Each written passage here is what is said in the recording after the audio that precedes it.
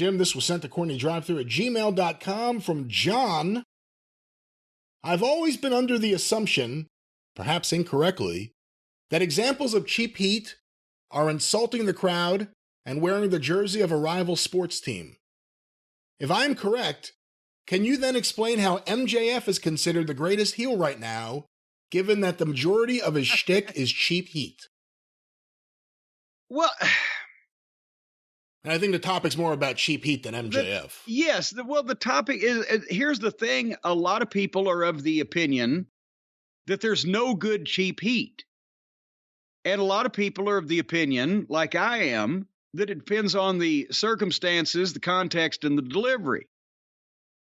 And again, the concept of cheap heat is that the premier practitioners of pro wrestling back in the pioneer days thought that your action should be what gets your heat, rather than you purposely insulting someone or you purposely, verbally attacking something or the town or whatever, or you purposely even doing something not verbal but visual, just on purpose to make people mad. That's cheap heat. And the thought was the real masters could get heat by just the things they did in the match, being themselves and trying to win the match or trying to do their thing. And the people would boo that instead of, them having to go to the lengths of insulting the town or the audience or whatever. But at the same time, to be honest with you, that prevailing attitude a lot of times was left over from the pre-TV era. And there was, it was not a thing where wrestlers did long promos and soliloquies on live house shows to where they're insulting people. With television and modern times, you've got guys like an MJF of this generation, or me when I was doing it, or Lawler was a smartass, or the Pipers sometimes, or whoever was a smartass heel. There was an annoying, arrogant, egotistical, wisecracking, smart mouth. Those people get heat if you believe they are real. If you're just coming out there and saying, yeah, the fucking Dallas Cowboys, they suck, right? Well, then that's cheap heat. But if that is something that you would believably say while believably being yourself and every other thing, then it works still. It works both ways. I didn't come out when I went to Texas. I didn't come out first thing and say the Cowboys suck. I said, we're in Will Rogers Coliseum, the home of Will Rogers, who said, I'd never met a man I didn't like. Well, you never met me, Will Rogers, and I've got about as much in common with some cowboy boot-wearing, crap-kicking Texan as a Martian with 3 heads. And I got the point across. So it just depends, cheap heat. I think, there has to be a line. You can't just do it nonstop. Zbyszko was the master of the stall, as they used to say it. A lot of that was cheap heat, making people mad because you won't fight. Eventually, Lawler was like the master of that. Like on an indie show in the 90s. Oh, yeah. He would just walk around ringside with that microphone and never even get in the ring. Yeah, and the people got their money's worth, and they've, never noticed the difference. So some people can pull it off and some can't, and sometimes it's okay, and sometimes it's too far. And I will say one thing and then hold your thought.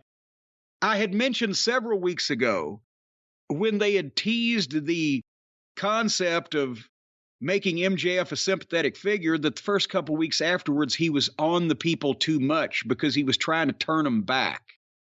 And he's geared back on that somewhat.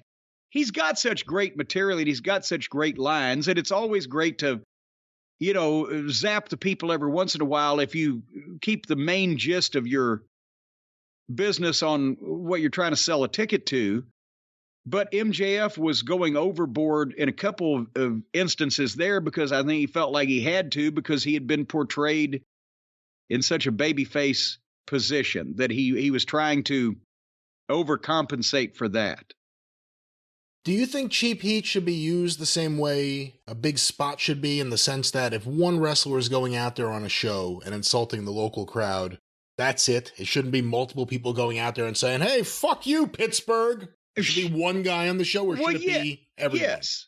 No, because everyone shouldn't say anything at all. Not everyone on the show should be allowed to speak whatsoever, because that means that it matters more when somebody does, a main event guy or a guy that's being used or somebody with something to say or something to further along the issue. Not everybody just grab the microphone and do their little 3 minutes of fucking open mic night, bitch. And a lot of time they can't pull it off. They're not good enough verbally. It's not their wheelhouse. So, no, it should be, limited to one, or if there's a couple people on the card that have different things to say or whatever, but it shouldn't be beaten into powder over the course of the same show by multiple people. Well, if you happen to have some cheap heat, maybe due to some chemicals, some exposure, some big companies, you know what? It's right in the wheelhouse of a man I know, Jim. That's right. If you have been poisoned, or you have been damaged, or you have been terminated, or you have exposure, if you've exposed yourself in any way, shape, or form, this is the man you should call. Call Stephen P.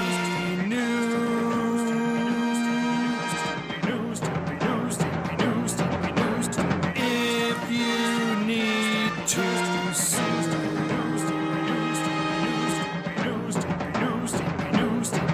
An outlaw mud show or two. Still to the rest.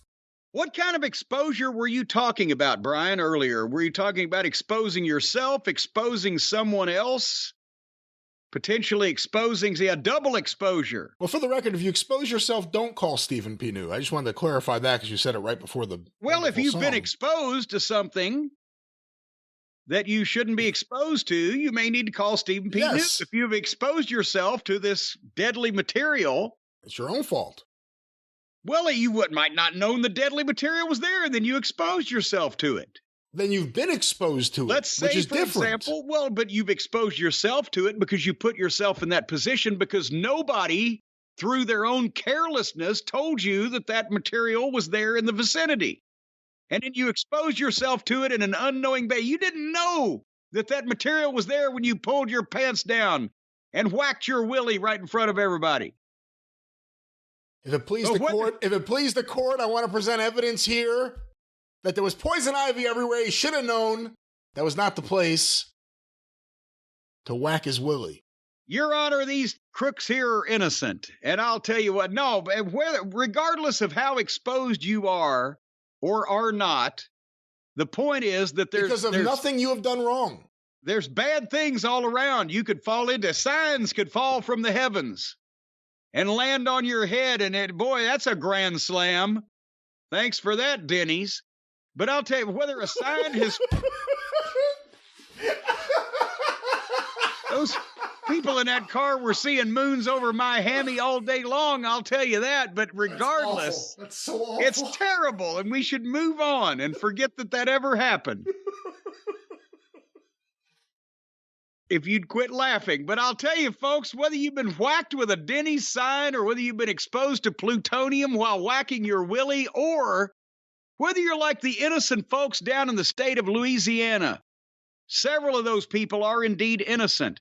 We've been talking about this. The energy company that Stephen P. New is representing numerous individuals against is called Entergy. See, they just put a T in energy, and they think they got people fooled. They're changing their name, trying to stay ahead of the law. Entergy, the energy company down there, as a result of their negligence and other breaches of the public trust and faith, caused a system failure that left southeast Louisiana without power.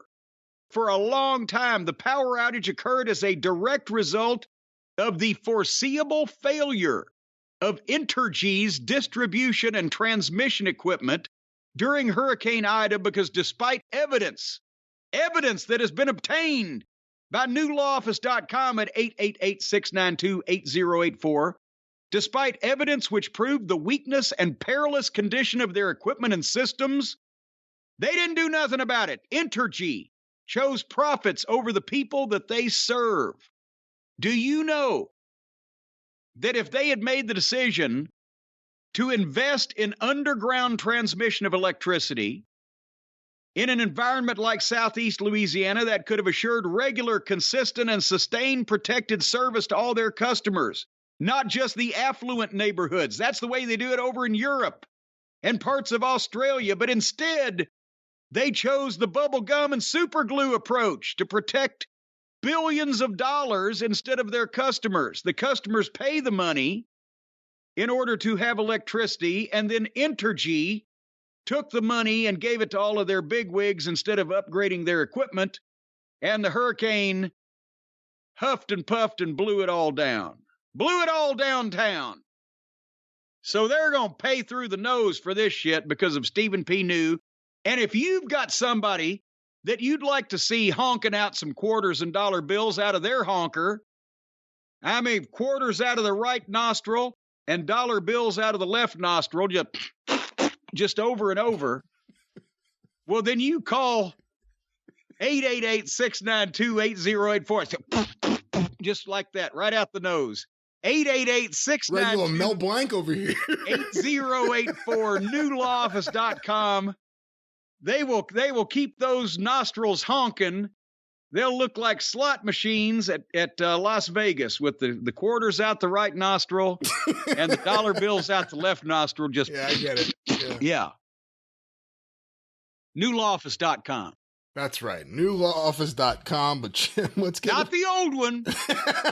Not the old New Office. No. Let's get a few more questions and wrap things up. You all right over there? Yeah, I'm good. I'm just blowing out another quarter.